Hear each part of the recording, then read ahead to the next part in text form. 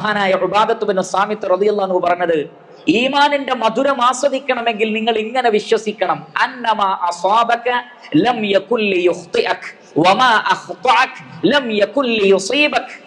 നിന്നെ ബാധിച്ചതൊന്നും നിന്നെ വിട്ടുപോവേണ്ടതല്ല, നിന്നെ വിട്ടുപോയതൊന്നും നിന്നെ ബാധിക്കേണ്ടതുമല്ല. എന്ന് പറഞ്ഞാൽ നിനക്ക് കിട്ടാതെ പോയതൊന്നും അള്ളാഹു നിനക്ക് ഖദറാക്കിയിട്ടില്ല, അതുകൊണ്ടാണ് അത് കിട്ടാത്തത്. നിനക്ക് ലഭിച്ചതാകട്ടെ അത് അള്ളാഹു സുബ്ഹാനഹു വ തആല ഖദറാക്കിയത് കൊണ്ടുമാണ്. ഈ ഒരു തിരിച്ചറിവ് നിനക്കുണ്ടായാൽ, ഒന്നും എന്റെ കഴിവ് കൊണ്ടല്ല എന്ന തിരിച്ചറിവ് നിനക്കുണ്ടായാൽ, ലഭിച്ചതിലും നീ തൃപ്തി അടയും, നഷ്ടപ്പെട്ട കാര്യങ്ങളെ കുറിച്ച് ഓർത്ത് നീ ദുഃഖിക്കുകയില്ല.